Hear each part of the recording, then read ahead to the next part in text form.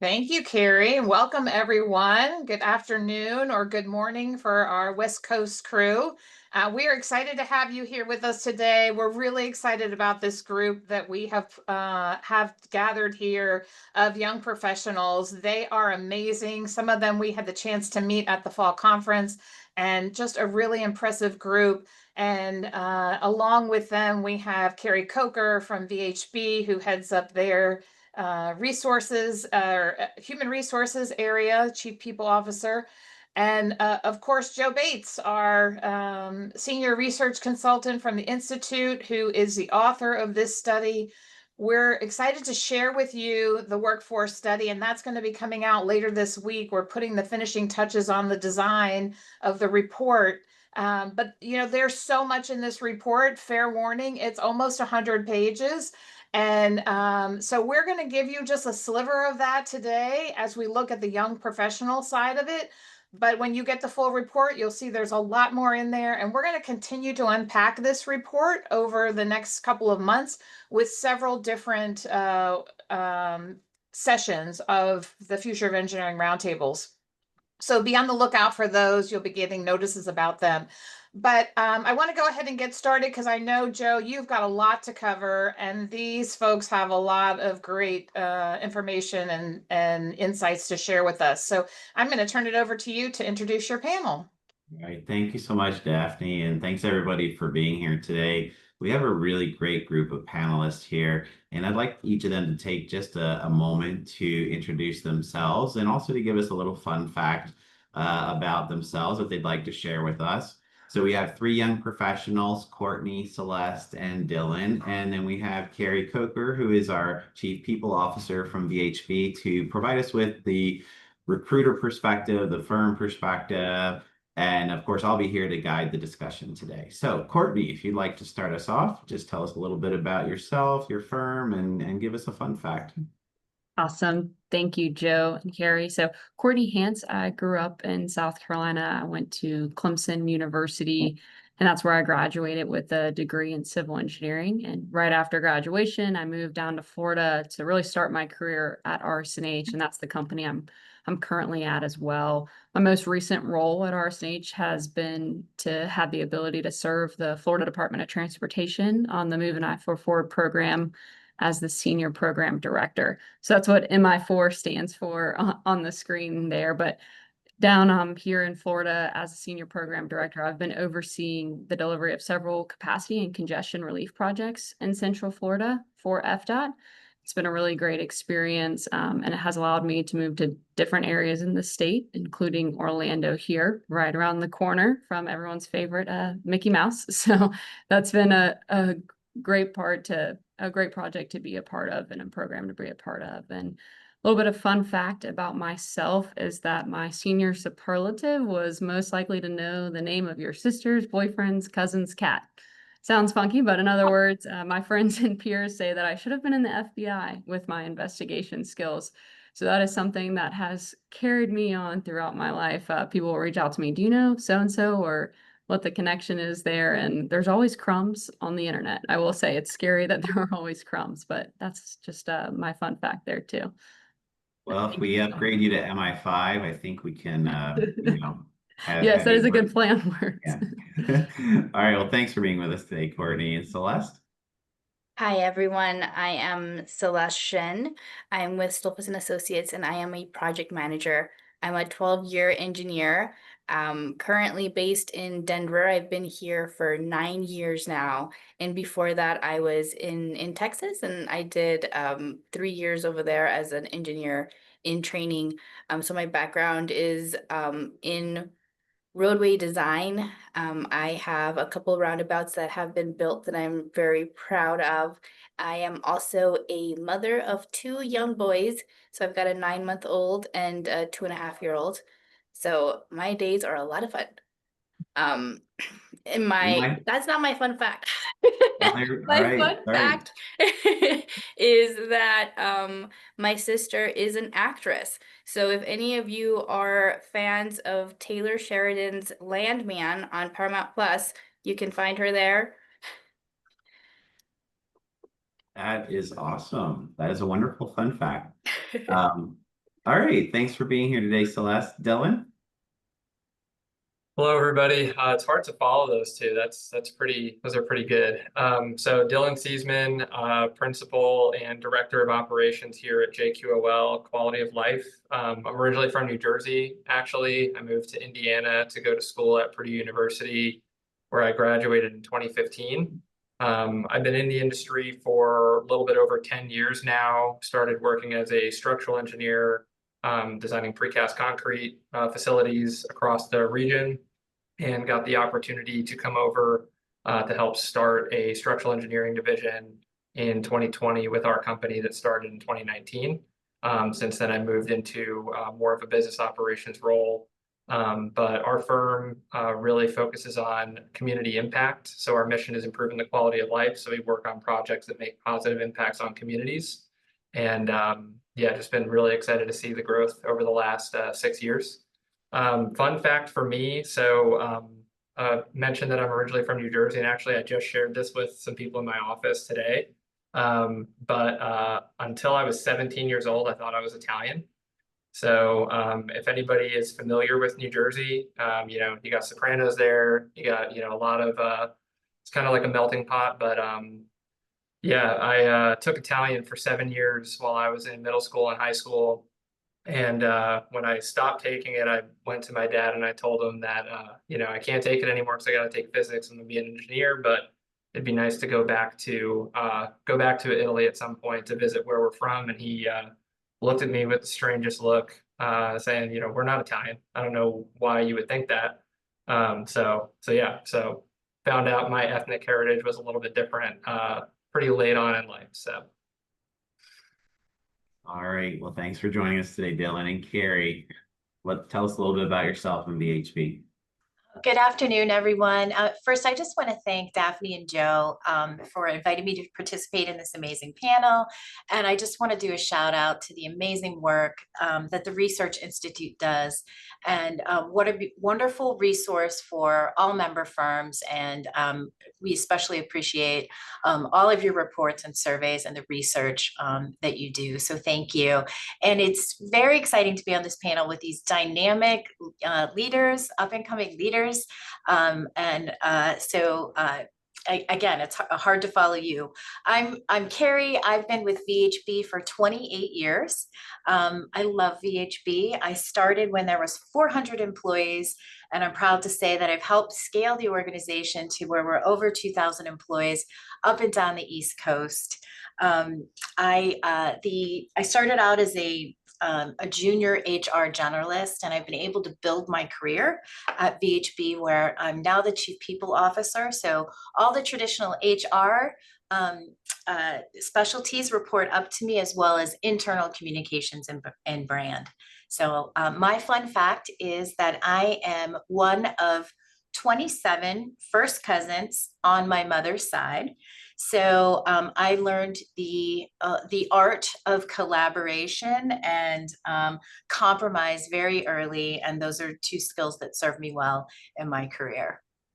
That's excellent. All right, well, thank you all for being here. My fun fact today is that I am coming to you from the country of Colombia, where we are visiting with my wife's family, and she has, just to let you know, over 300 cousins from both her mother's and her father's side. So it's more a fun fact about her than me, but I'm tagging along for the ride.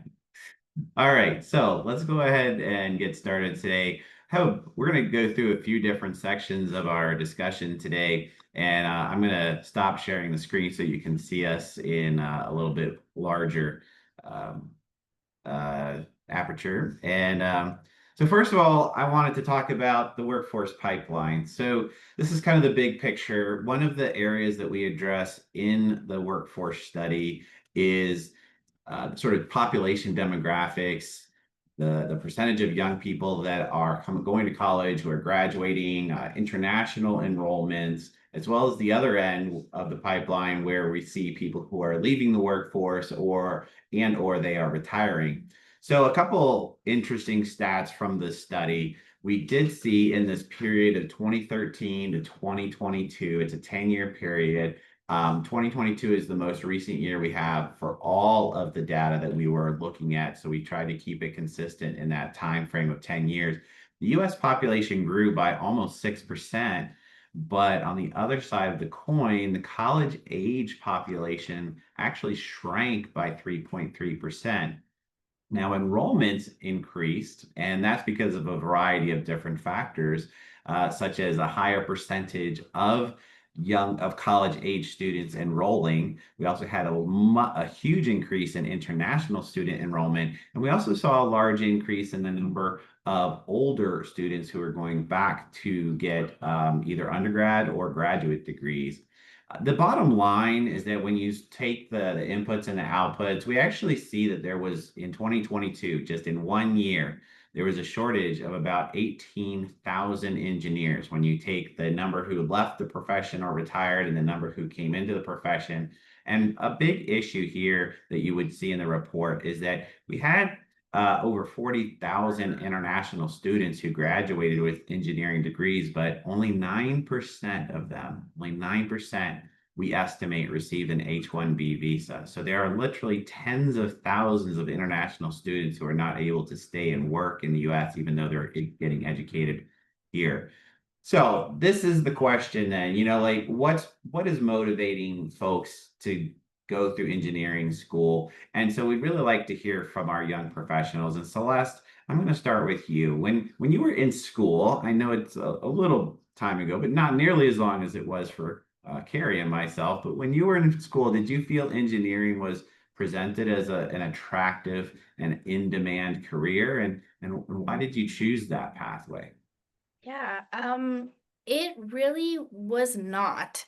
I don't remember anyone really talking about engineering until maybe high school, I think is when I had.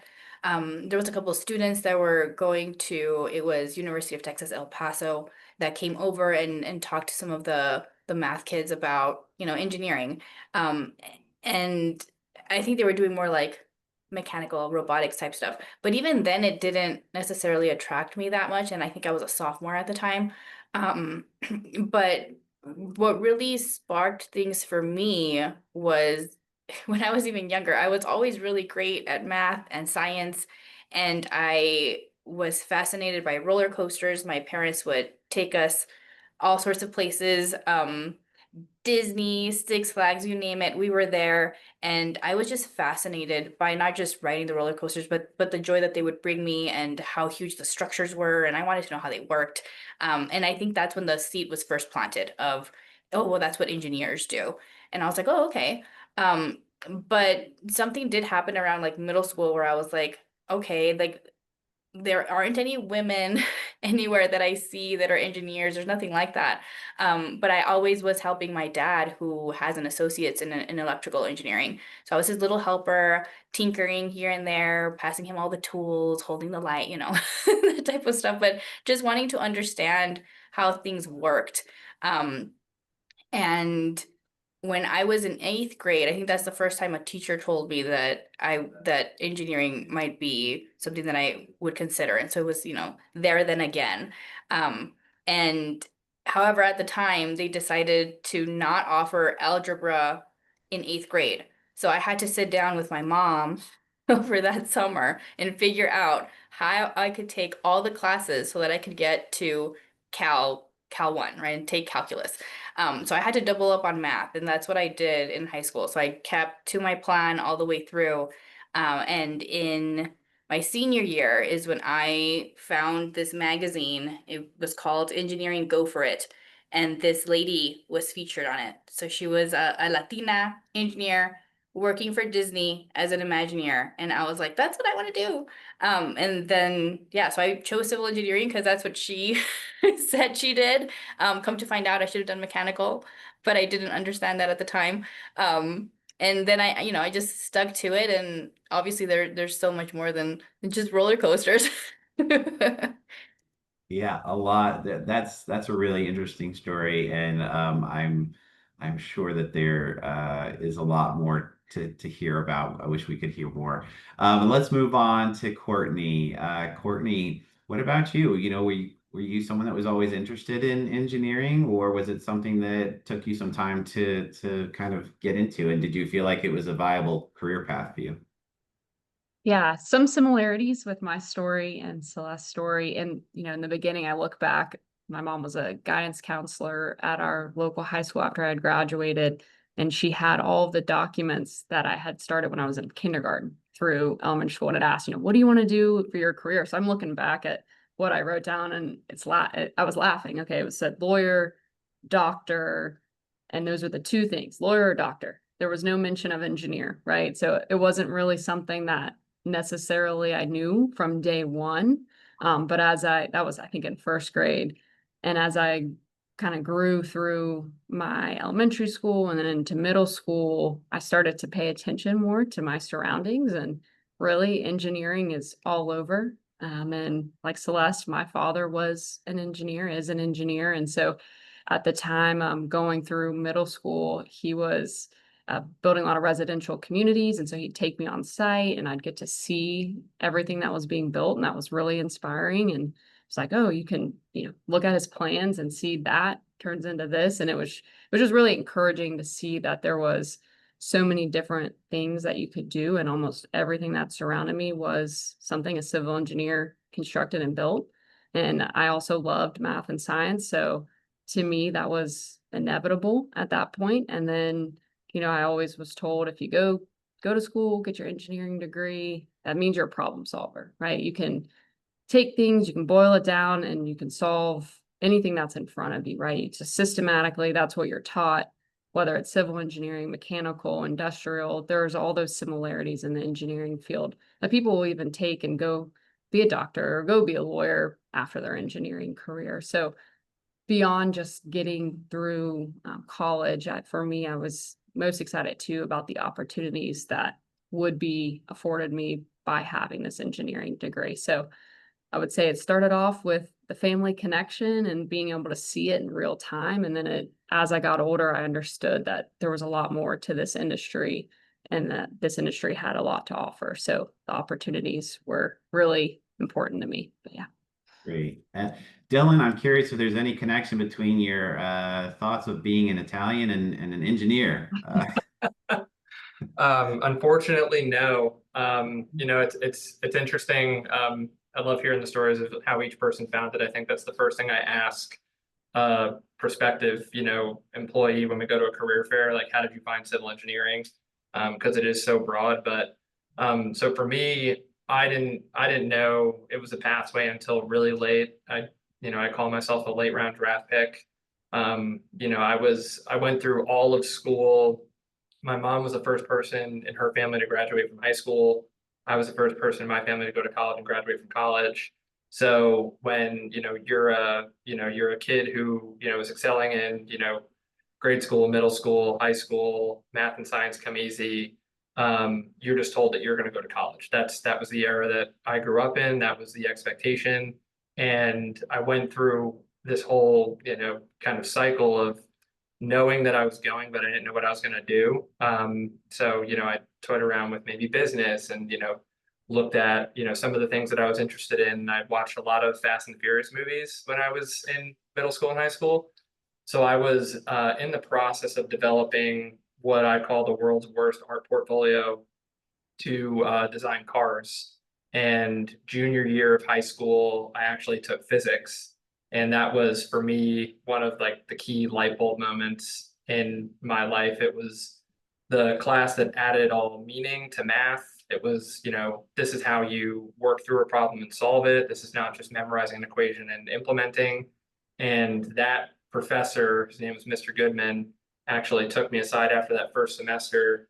And he said, I don't know what you're planning on doing, but you're going to be a structural engineer. And that like level of vindication and confidence from an adult that I respected, that was fundamentally all I needed. So just, completely shifted gears, went to my guidance counselor, figured out what school I had to go to. I had to apply to Purdue as an undecided major because I didn't have high enough grades to get automatically accepted into the engineering program. But I had high enough math SAT score to take engineering while I was in undecided. It was really, really complicated. But yeah, for me, that was kind of the pathway, and I didn't know where that was going to take me. I just knew that I had a person that had given me that confidence. But something Celeste said, I did want to point out. I think we hear about this a lot. And when you're a kid, you're looking for people that look like you doing jobs that you want to do. And civil engineering specifically, I think, is the highest percentage of diversity in any of the engineering disciplines. I think we're in like the 30, like low 30%, but that is not even close to the representation of the communities that we work in. And I know like stuff like this, workforce development, student outreach is really, really important, but I can't tell you how many times I've heard that exact same story from a young kid in a program or somebody who found their way into engineering later on. So I think, we really need to hear that and highlight that as we start looking for ways we can reach out to students. Yeah, and that's a really good point. And you all each brought up really salient messages and thoughts that have come out in the research. There's a lot of data in this research about the motivations, and you all hit on some of those really key themes from the young professionals. So I want to ask you, Carrie, now, with the differences that we're seeing between younger generations and older generations, and you've been through it all. You've been there for, going on 3 decades now. How is your firm adjusting its recruiting strategies to the changes we're seeing in the pipeline, as well as some of the immigration challenges? I mean, recruiting has just completely shifted several times, since I've been in the industry. I think for us right now, given the shortages, we started focusing on early career, and just really trying to increase the early career hiring, because we need to build that pipeline for ourselves, right? And so we made the shift probably during the COVID years. And we did a number of things. Like right now, approximately 50% of all of our hiring is early career. And so we focused on our college ambassador program. So we refreshed that. We have dynamic young engineers who are passionate about going back to their college. We get them resources to, not just do career job, fairs and career fairs, but to also connect on campus on some of the student groups, make relationships with the departments and the professors. We also really did an overhaul of our communication strategies and our branding material for early career, so that it was really focused for that for that group, and trying to allow individuals to see what it would feel like or look like, or the benefits of working in our industry.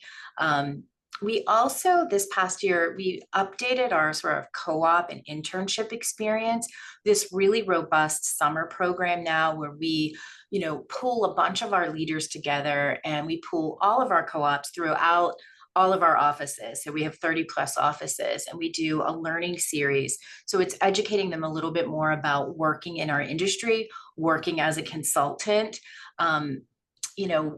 what it is, cross collaborating with other, disciplines, and, just trying to expose them a little bit more to the industry, and, give them career advice and some mentoring.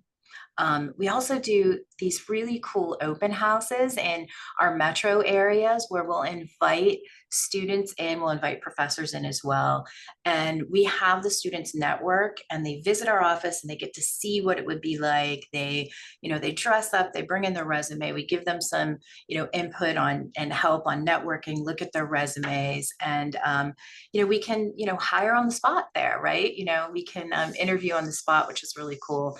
And, I know I'm speaking for a lot of the HR leaders in the industry around leveraging referrals, leveraging employees, social groups, social networks, and, obviously increasing those referrals where, good people know good people, have the network, and you're trying to, cast that net and grab as many people as you can.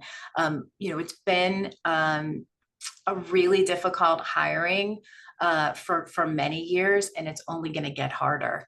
And with, like you said, Joe, some of the immigration challenges, there's a lot there, and we're all sort of struggling to find amazing people like the ones on this call. So Yeah, great. So we have a quick question here for you, Carrie, that I'm going to go ahead and ask. Actually, I just lost it. So if you can share with us, how much is your referral bonus for an entry level individual? Oh, you're on mute. you'd think you would know that by now. I always mute. For entry level, we have 3 tiers. So we have a 2,500, a 5,000, and a 10,000. And that's at the upper limit. Most firms in our industry are more in the 5,000 range for is their max. So we did that several years ago. And again, I'd rather pay our employees than pay a search firm or to give them a bonus rather than giving it away. Yeah. All right. And somebody mentioned that they are in a similar sort of structure as you. So that's great information. Thank you so much for sharing that. All right, well, let's move on to our next section here. This is more about the motivations and career drivers. We just talked about sort of what interested our young professionals originally to become engineers, but now I'm a little bit more interested in hearing some of the thoughts and experiences that they've each had on what's kept them motivated, like what's engaging them now in engineering versus maybe when they were younger and were first thinking about a career. And a few stats from our study, some of these things our young professionals have already mentioned. Engineers mentioned that top motivators are the fact that they enjoyed STEM classes in school, they love building things. Non-engineers, which we also dive into in this study, but we're not talking too much about today, they do prioritize job security and advancement as their number 1 and 2 motivators. Young professionals, a lot of them, a third of them say that purpose-driven work is very important to them, compared to only 19% of older individuals, older professionals. And also half say that community impact is very important to them, compared to about 30% of the older professionals. So there's a few stats there to chew on. And I'm going to ask Dylan first, because I know this is one of the primary focuses of your firm, but it obviously seems like you're really focused on giving back and having that impact on the community, but has it always been that way for you? Yeah, it's interesting that the study reads that way, because I think, at least for me, it was kind of a organic, like anecdotal experience. So going through school, right, your focus is you need to just become technically, sound. You need to understand how to do the math, how to work through the problems, really fundamentally how to think. And you do your internships and kind of figure out either what you like or what you don't like, and then you end up getting a job. And when I entered the industry, I started working in specialty engineering, and the firm, supported me, and, my advancement. I got to move up pretty quickly to project manager and managing both projects inside and outside of the office, even before I was licensed. But the thing that kept kind of nagging at me is when somebody would ask how work is going, I would just say it's fine. I'd be like, yeah, it's just work, right? And that really struck me, because if anybody who has worked in engineering for any period of time, or even is going to school right now, knows how hard it is to get an engineering degree. It's almost like a battle of attrition to make it to that bachelor's degree. And then if you go on to graduate school, you're a special kind of person. But it was something that kind of like resonated in the back of my head, is like, if I could get paid to do a hobby the exact same amount of money, I would have left the industry in a heartbeat. And when I met my business partner now, it was, just an introduction between a mutual friend, and he talked about from what we do at JQOL, I'm very analytical as an engineer. I want to know what success means and all that. And it was the first time I'd ever heard a person talk about us measuring our success based off of our impact, not off of size of project or revenue goal hit or utilization goal hit. It was purely about community impact. And when you have this like thing that's fundamentally missing and you can't put your finger on it, and then somebody says it, it's like another light bulb moment. So I've had multiple of these throughout my short career, and that was another big one because that was the thing I couldn't put my finger on. I couldn't put my finger on why I wasn't super excited about the industry. And once somebody said it and personified it, that was the trigger. So seeing that resonate now, being in a position where we're making those decisions to hire a lot of those professionals, we've seen tremendous growth. I mean, I was the 8th employee in 2020. We're at almost 60 people now in 2025 in 3 different states. And every single individual that's come over to our firm, we've been intentional about this, but every single individual has resonated with the fact that every project that we do, no matter how big or how small, has to have a positive impact on communities. And that, to me, when I see the entire staff rally around that, and we all know how hard projects get, and difficult conversations or challenging deadlines, but we always kind of come back to that fundamental why of why we took the project on. And then when we see those projects completed or we see the communities impacted, that makes all of that stuff worth it. Because all of us, there are way more lucrative careers to go into. If you're just looking to make money, you really do want to enjoy what you do. And I'm very grateful to say that I really do love what I do now, and was just lucky to find that pathway at a pretty early stage of my career. Yeah, great. Celeste, how about you? Did the fascination with roller coasters, carry through and keep you motivated, or has it changed a little bit over time for you? Yeah, the first 3 years, they were difficult. I liked what I did, right? I liked the people that I worked with. I learned a lot, and it's how I got into transportation. I always say that it found me because none of the big companies were really interested in me. I found this really small company, and it was transportation, and that's what we were doing. But I do resonate with what Dylan said. There was something missing, and I didn't know what it was. And I could do the work, right? And I could work long hours, and I could do all the things, and I had opportunities to train incoming people, which I loved. I still love doing that. Um, and I didn't know what was missing. And I think if I would have been able to have articulated it, I would have found better connection with the work that I was doing. But transportation, it takes a long time to design it, and then it takes a long time to build it. And so it's like you really don't see that community impact until years later. And I sitting in the cubicle, it just wasn't it for me. And so then I had the opportunity to move to Denver. So my husband is also an engineer. He's a bridge engineer. He does segmental bridges. And so he's like, this is a company I want to work for. We're moving to Denver. I was like, okay, we're moving to Denver. And I really thought I might need to consider other options. And then I was like, well, we're moving. Let me take it slow. Let me be really selective of where I apply and see what happens. And I was fortunate to find Stolfus. Their job description was like completely different than anything else I had ever seen. It was just this one little paragraph that was like, if you want to find creative ways to make a positive impact on people in their communities. And I was like, oh, that's interesting. Let's go see what this is about.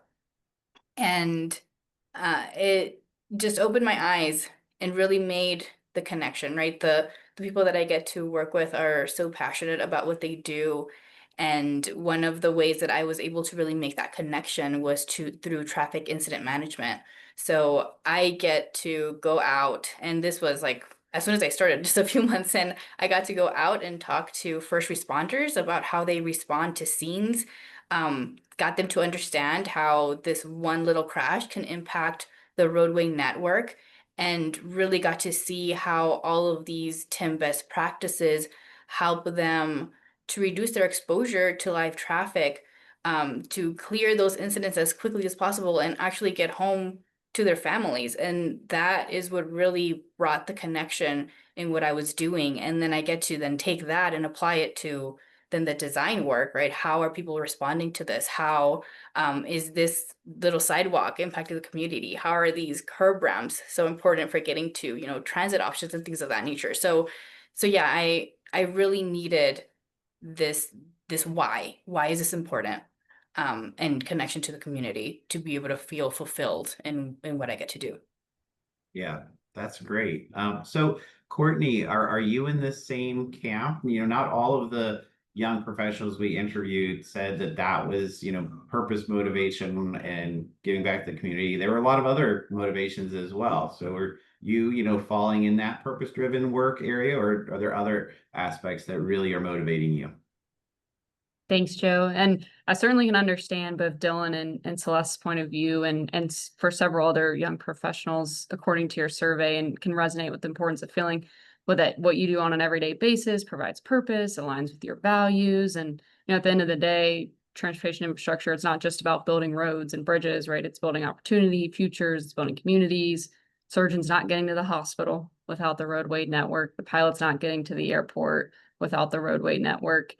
And, you know, it really does impact people's lives. But it's not necessarily what drives me every single day and keeps me coming to work. It keeps me in the industry and loving what I do. For me, the most important part of my career has been the relationships that I've been building along the way. So, you know, beyond building bridges, but really building relationships and connections with people. And I see a lot of value in having those connections, not only with your clients and your coworkers, but also with your community. So it's been an ancillary benefit. So being down here in Orlando, Florida, there's a lot of congestion. There was a study that was released last year that said that this section of I-4 that I'm working on is the most congested in the United States. So that goes beyond LA. And that shocked me. I was like, really? Okay, so that is why I've come down here. That's why I've moved here, to help improve the congestion and to provide value back to people's lives. And it did just that. We added 2 congestion relief lanes right at the beginning of a construction project. Instead of waiting till the very end of the program for people to feel relief, they got it immediately. And it did more than we thought it would. It's cut travel times in half. And so I've had people stop, and instead of being upset about construction, they're happy. So that is fulfilling. I won't say it's not fulfilling, but it goes beyond. Now that this person's asked, so what do you do? And you explain what you do, and now it's okay, well, this is what I do. And this, you learn more about them and their community, and it's that relationship. So it maybe gets you to the people, the network does, and the career, but it's the connections that have kept me staying and has allowed me to really move forward in my career. And it's what I value every day is those relationships. So I definitely can resonate with the feeling of wanting purpose and the impact to the community, because I think certainly those are benefits, and I think that's important to a lot of people and what draws people into the industry. But for me, it's been really the relationships and the connections that I've made along the way. Great. And so, Carrie, obviously there, you know, it's tempting to look at generations as, you know, sort of in these boxes, right? That they all are this way or that way, but really we do see a lot of differences within generations of what is motivating them. You know, what differences are you seeing in what motivates early career hires compared to the mid or late career, and how do you address that? Yeah, I mean, obviously motivators are very unique and, by employee, but if I was going to generalize, I'd say that our early career hires are really focused on connection and career path. So, really being part of a team, belonging, um, learning from others, but then also they want a line of sight for how their career is going to progress and what needs to be done at every stage to be able to to continue to grow.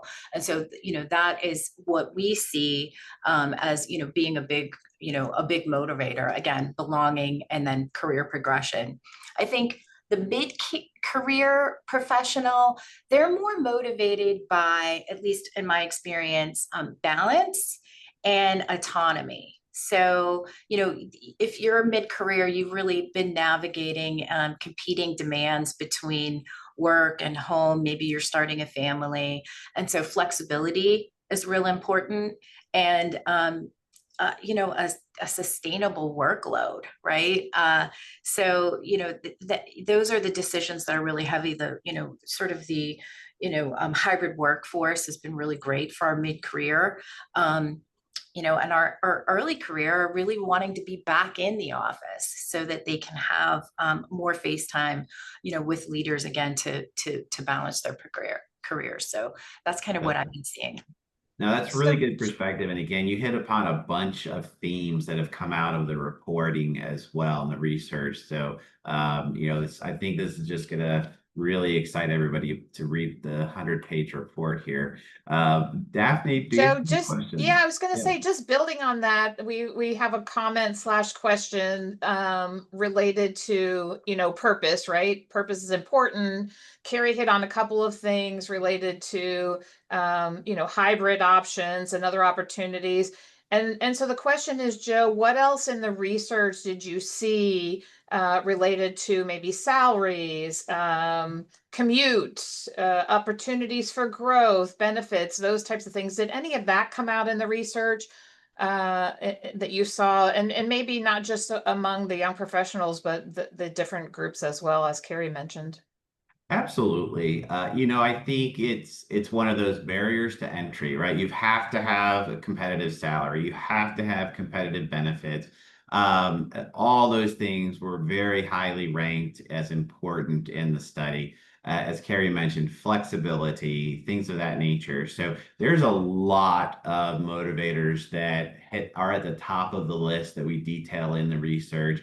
And I really am picking out some of the things that were differentiators between the generations. But absolutely, I think the traditional focus on compensation and benefits, that is, of course, something that everybody is looking at, regardless of whether they're younger or older. Yeah, and to your point, Joe, in the full report, when folks read it, they'll see how you did sort of suss out, right, where differences were among either age groups or engineers versus non-engineers. Because keep in mind, we also interviewed non-engineers, HR, IT, finance, et cetera, within the firm. And then also, the similarities, right? So where they sort of converge and diverge. So interesting And stuff there. that's a really good point, because honestly, I failed to mention that there are way more similarities than there are differences.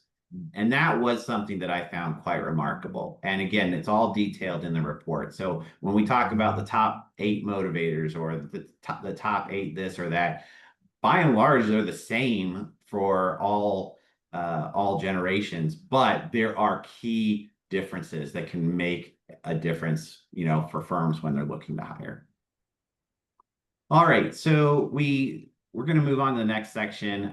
In the report, there's a detailed section about perceptions of the industry, and it's really fascinating. We don't have time to talk about that today from our panel, but just to give you a couple nuggets, one of the really, really interesting differences in this section of the report is that students view our industry as being innovative, creative, that we're using AI and cutting edge technology, and that we're very good with adapting. And when you ask executives those same questions, they say, not so much. We're not really using AI as we could be. We're not really cutting edge as much as we could be. We really need to be more adaptable. So there is a mismatch in perceptions of younger people, especially the students versus the executives. And so that's something that is more detailed in the report. But what I'd like to talk about a little bit more here before in the time we have left is preparedness and skills. And this is another one of those sections where we asked about what are the skills needed for you to be successful in your career. We asked that among the younger people. And what are the skills that older professionals feel younger people need to be successful in their careers? And this is where everything was completely matched up. The same skills that young people feel they need, or the same skills that older people feel are necessary. So critical thinking, problem solving, as Dylan mentioned earlier, communication, as Courtney has talked about, networking and talking and making those connections, and being adaptable. That, Carrie, you mentioned that as well. And I think, Celeste, you talked about that a little bit in different ways as well. But what really was interesting in this section is that when we asked how prepared you feel with respect to all these skills, students, 34% of them said they felt well prepared. So pretty low percentage. Um, Young professionals feel like they're in a better position. 61% said they feel like they're well prepared with all the skills that are necessary.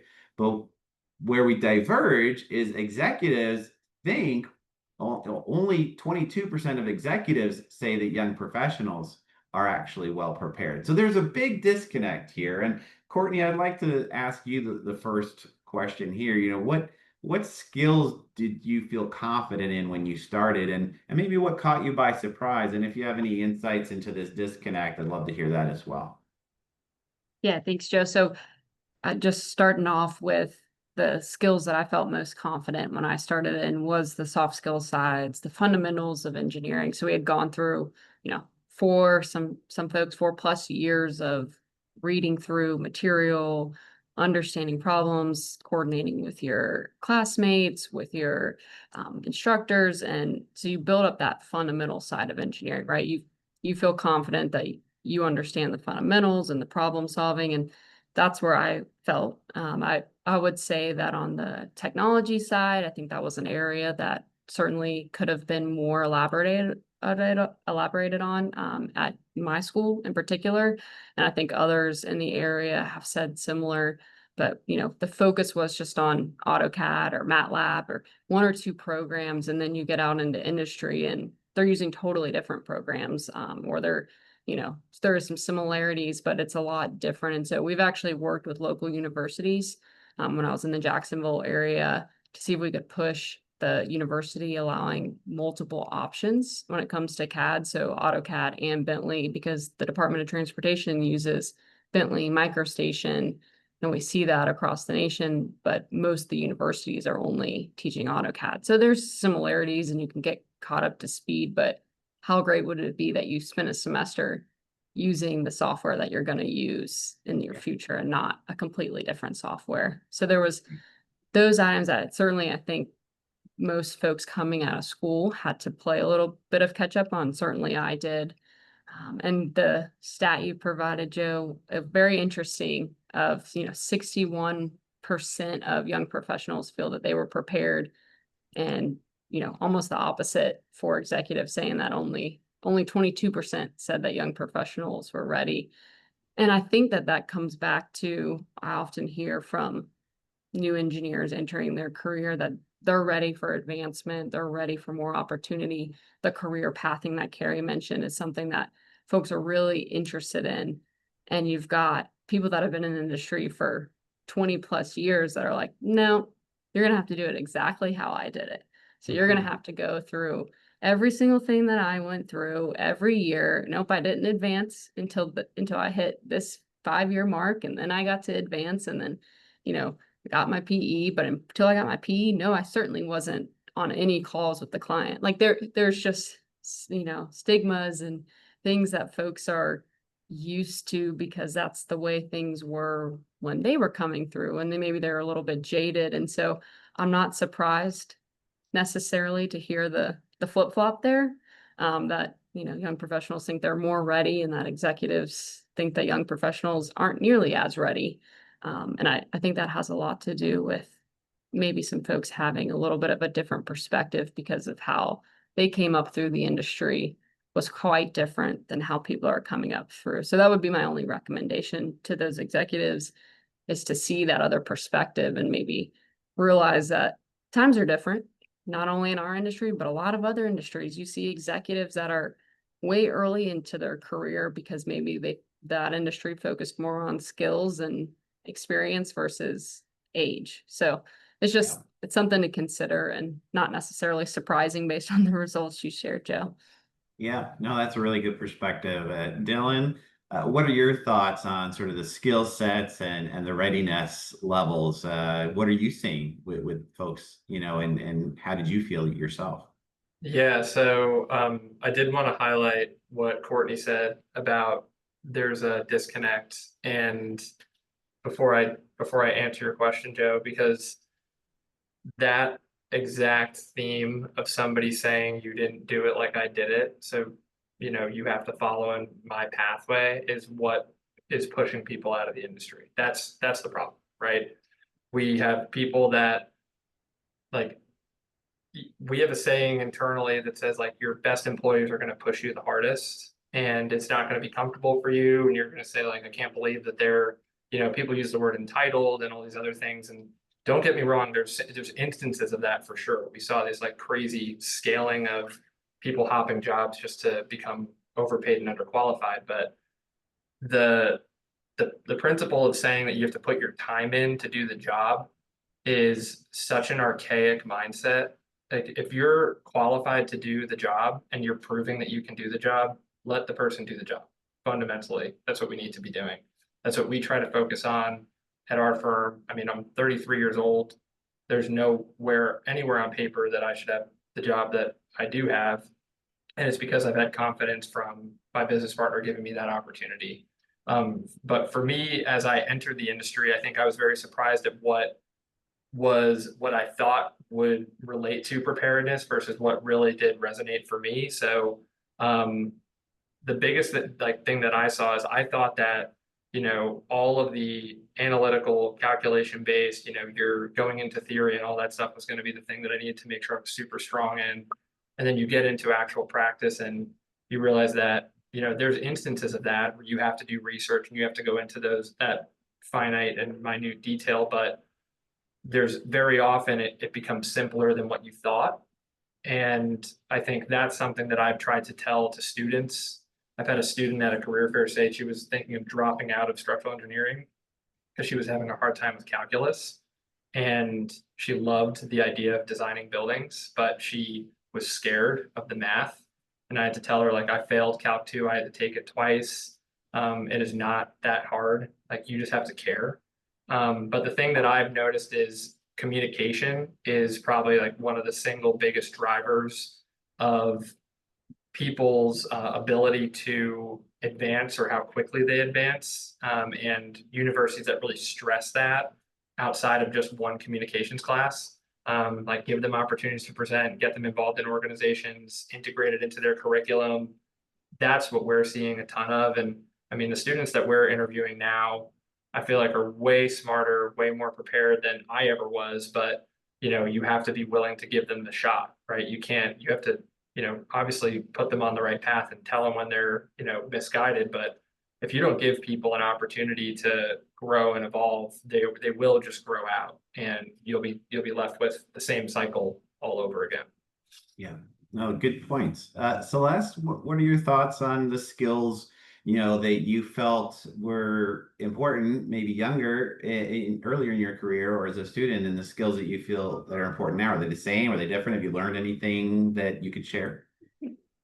Yeah, well, I have learned a lot. But Yeah. I think fundamentally going in is one of those where training as an engineer, right, through school to get that diploma, it is about knowing how to figure something out, right? Just like Courtney said, it's the problem solving, like that is what your degree is in. So even if you were like me, doing all sorts of hand calculations, right, in school all the way throughout, and only had one class where we had an actual professional engineer come and teach us, and he was general civil. So we got to see one program for each part of the civil world. That was the only really like insight that we got into what it could be like to actually be working. And it wasn't until you actually get there that you're like, oh, they're not using AutoCAD, they're using Bentley, like Courtney said. And really the skills are transferable no matter what. Like you're gonna pick up the program. Especially with how tech savvy all these young people are, they're gonna pick it up in no time. But I think looking back, I don't know what the curriculums look like now but that collaboration piece is just so important. And there were only a few instances where I got that during my schooling. It was, you know, the senior design project or maybe a couple presentations here and there. But that really is, like Courtney said, those skills that you need to know to be able to go find someone that knows how to do it better than you, to go and then actually ask the teacher because you're all stuck and you don't know what to do. Those are the skills that are really needed, and those are the skills that I brought just, you know, fresh into the workforce, right? I would sit there, try to figure it out, and if I couldn't, I knew that I had a team and I could go ask them for help and they would point me in the right direction. And that is something that I've used all the way throughout my career and that I try to teach to incoming people as well. I want you to figure it out, but I don't want you to get stuck and sit on it for 3 days, right? I want you to get stuck for 4 to 6 hours and then come find me so that we can figure it out together. Because most of the good ideas really come from that collaboration space and the communication space, and really defining the right problem, right? Not jumping to a solution, which we tend to like to do. But I agree with everything that Courtney and Dylan said. I think about it like my toddler. So he's 2.5 years old, right? And he can crack an egg, he can scramble it, and he can cook it himself, right? I'm watching him do it, but it's kind of the same thing. Like he's only 2.5 years old and he wants to do it. And I should let him do it because he can. And he's very capable. And there are times where maybe he'll come to me and he's like, "Oh, Mama, I can't do it. You do it for me." And then I have to reassure him and tell him, "No, you can do it." And then he will, and then his face lights up. And those are the same things that I think we need to do with our young professionals. We need to give them the opportunity to crack the egg and the opportunity to drop it on the floor too, and then to learn how to pick it up and clean it up, right? Because those are the big life lessons and skills that we get to apply to everything. Yeah, that's a great analogy there. Carrie, we've got a couple minutes left here, and I wanted to ask you, what is VHB doing, and what other are you seeing out in the industry in terms of bridging the gaps between any skills that you're like, okay, this young person maybe has a lot of experience in this and that, but they need some help over here. What types of things are you doing? Yeah, I think first, the biggest thing that we see is that folks entering the workforce, entering VHB, they don't know what they don't know, right? And so it's really, again, everything that we've been hearing, which is really immersing them in on-the-job learning, right? And so we have a big focus on that. And that encompasses a lot, right? So, if you're joining VHB, right out of school, first of all, you don't know what it's like to work in a professional services firm or in a consulting industry. And so there's a learning curve there. You don't know about financial drivers. You're not really focused on client expectations. You come in and you're like, I want to solve problems and I want to work on, the most technically challenging things. And that's, what you love. But then seeing the full cycle of how we do our work and, what's the goal and what are the client expectations, and really walking folks through that early on is really important. And so, obviously some of the ways that we try to embed those things are like, onboarding. So we have like, what's it mean to be a consultant in our industry. And so we try to do that early on in onboarding. But most of it comes really from on the job learning with your mentor or your coach. And it is like, what we heard Dylan and Courtney say around, if somebody's going out to a client, then it's your responsibility, it's a shared responsibility to bring a junior engineer with you so that they get to see start to finish and they're shadowing that. And that's how we're making sure that happens. Obviously there's formal training around, project management or, sort of highly specialized or technical skills. But, those are definitely, ways that we embed it. I think the number one thing though is, well, I would say there's 3 things that I would like junior folks to learn, which is the ability to receive feedback and to also give feedback, right? So you can't be at your best or have the impact that you want to have unless somebody's saying, hey, that went well, or hey, that didn't go well, try this, right? But you also have to be giving feedback to your coworkers, get to your managers, to your leaders. Hey, I really need to learn more about this aspect of the job. Can you work with me? Can you help me? You didn't share that, right? And so people have to be brave enough and speak up, to do that, and that's hard. Dylan said this earlier, clear communication. What we're seeing is we really need folks entering VHB to be able to clearly and concisely communicate, right? And so working on that.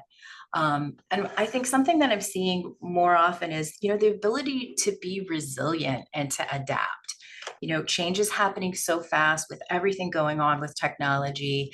And, Courtney hit on this a little bit, which is, gone are the days that you have to, be a PM for 4 years before you become a senior PM, before you do this, right? So how are we getting everybody in the workforce more willing to adapt and change? And what does that look like at the junior level too? So.